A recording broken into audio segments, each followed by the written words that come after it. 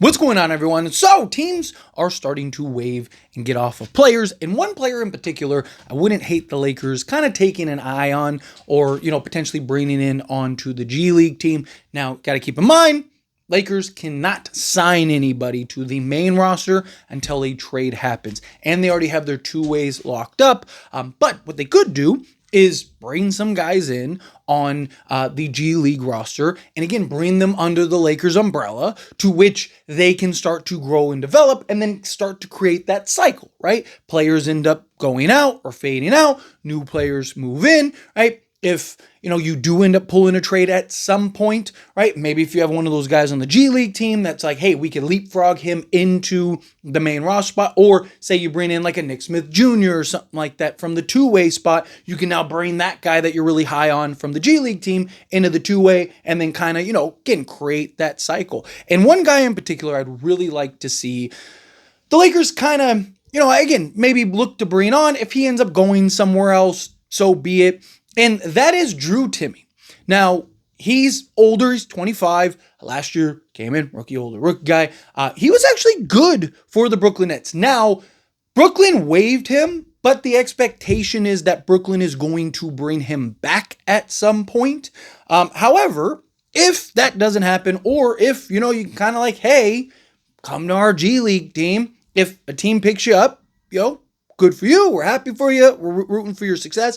But if not, then you can kind of play with that, and then we can, move you into the main roster maybe next season. Because you got to keep in mind, the Lakers are going to need cheap, young, versatile talent, right? Especially going into next season. If DeAndre Ayton works out, he's going to get paid a ton. If Austin Reeves ends up working out alongside Luka Doncic, he's going to make $35+ million. I mean, between just Ayton and Reeves, you're talking probably $60 million plus, right? And then if LeBron sticks around, then you're talking him. Even if he takes a discount, probably $30 million plus. So, you're going to need to find those guys that can come in, play a role, be in the rotation.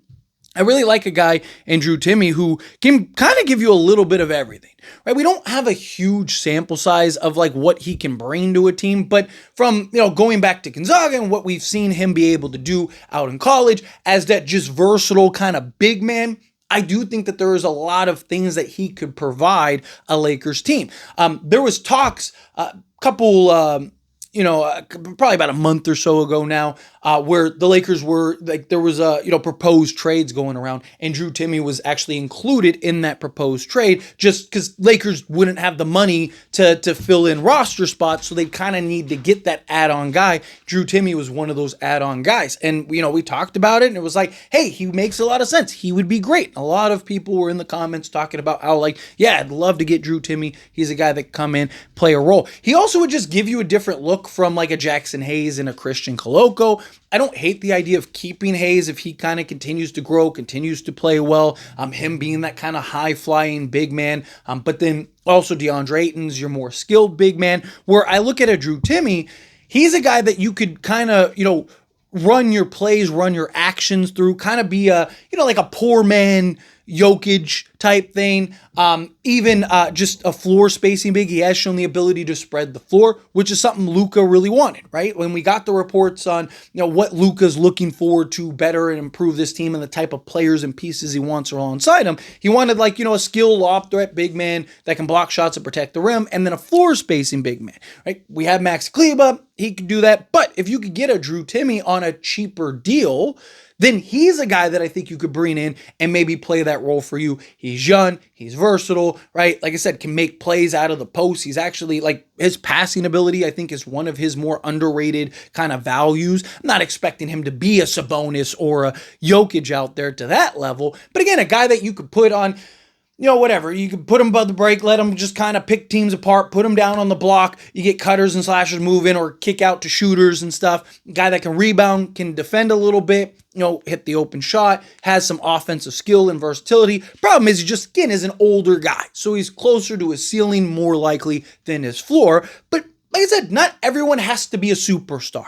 Not everyone has to be, a starting center. You still need backup centers. You still need versatile guys. And if you can have those different looks, those different perspectives where, you have a DeAndre Ayton, he's your starter, he's your kind of Swiss Army knife guy, right? We've seen the Lakers run a lot of high action with him at the top of the key, kind of making plays and doing dribble handoffs and stuff like that and taking guys off the dribble, stopping on dime, shooting over the top. So if you could have like DeAndre Ayton as like your skilled big man, and then have Jackson Hayes as like your floor running, athletic, kind of energizer bunny, comes in, gives you, 10 minutes of high action, right? That could add some value. And then get a guy like a Drew Timme who, on nights where, maybe DeAndre Ayton gets in a little bit of foul trouble or he gets the night off or just in general, right? Like, especially if Timme can kind of continue to grow and develop that three-point shot, maybe you can even run action with both of them out there or him and Jackson Hayes and kind of go the double big routes, right? Or just if you want to kind of, DeAndre Ayton,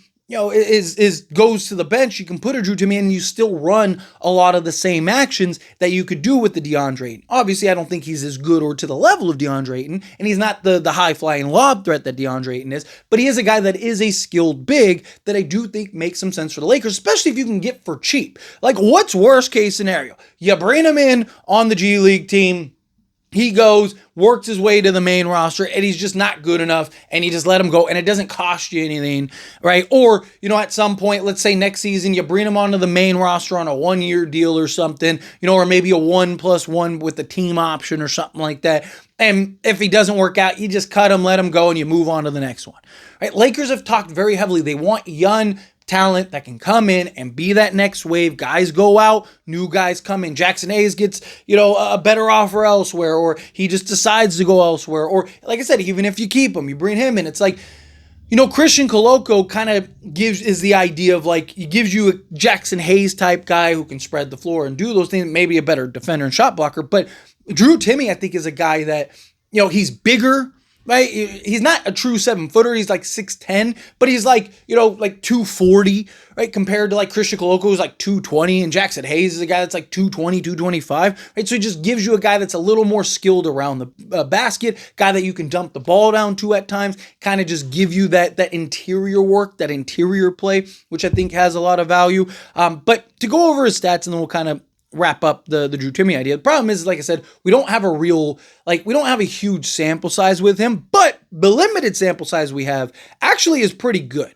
So he started for Brooklyn last season 2 games. He played 9 games total. He averaged 28.2 minutes per game, 11.3 field goal attempts per game, and shot 44.1% from the field. Now you might be thinking, for a big man, that's not great. But 4 of those 11 attempts were from 3-point range. Now, he did shoot 25.7%. So basically 26%, which again isn't great. For a big man, it's not terrible. But again, that was his first season, right? Like I said, if he can kind of improve and grow, you kind of work with him in that area all kind of season long, and then next season he kind of comes in and maybe can show and display that could go a long way. And that's kind of what dropped his percentages. You look from 2-point range on 7.4 attempts.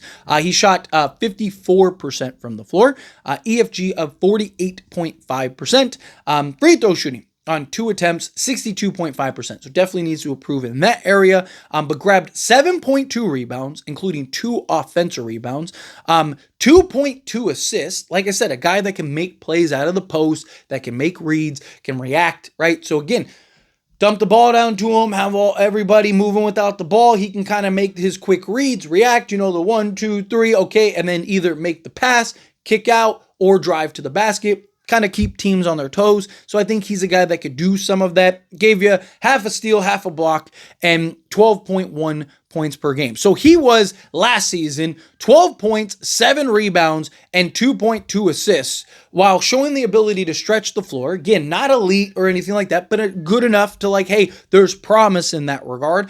And I think he wouldn't be bad at all. You look at his per 36, which, not that many more minutes, but close. 15.4 points, 9 rebounds, 3 assists, a steal, and half a block. So you're talking about a guy that, again, I think in basically his first season. Yes, it's the Brooklyn Nets, so the role he played, the minutes, stuff like that. Again, I'd be looking for him more in a backup role than an actual starting role or anything like that. But he's a guy that I think in a pinch could fill in that role. But talk about a guy that 12-7 with 2 assists, 2.5 assists, gives you half a steal, half a block. It's perfect. Right? Like, again, not everyone has to be a superstar. Not everyone has to be an all-star. Not everyone has to be one of your top 3 players. You still need big men. You still need depth. You still need versatility, right? He's a guy that Luka can throw the ball to, and he can get up there and put it in, right? Guy you can dump the ball down to on the low post, right? He can go to work, shoot over either shoulder, knock down the mid-range, spread the floor, knock down the 3. Again, you got to work with him and improve on some areas. Absolutely. He's far from a finished product. And again, maybe he does evolve into, some guys are late bloomers, but realistically, probably closer to his ceiling than his floor, being 25 years old. But again, I don't think he'd be bad for a bench depth option, right? Especially if he's like your third big. You could do worse for your third big than Drew Timme, right? Again, it just depends on, how it all shapes out, how it plays out. If he gets a roster spot elsewhere, or, if Brooklyn does bring him back, or if he just goes down to the G League. There's kind of questions in that regard. But I wouldn't hate the Lakers kind of taking a flyer on him and just seeing like, what can you do? But anyway, as always, this is a discussion. I pass question to you. Let me know your thoughts and opinions down in the comments. What do you think? Love the idea of Drew? Do you hate the idea of Drew? Kind of mixed in the middle. You kind of like, I'd have to see it to believe it type thing. Either way, let me know down in the comments. That being said, if you haven't liked this video, hit that like button. Helps me a lot. So we enjoy these types of videos, and I truly appreciate it. Not subscribe to the channel, hit that subscribe button. Turn on the bell notifications. Appreciate y'all. See you in the next one. Thank you.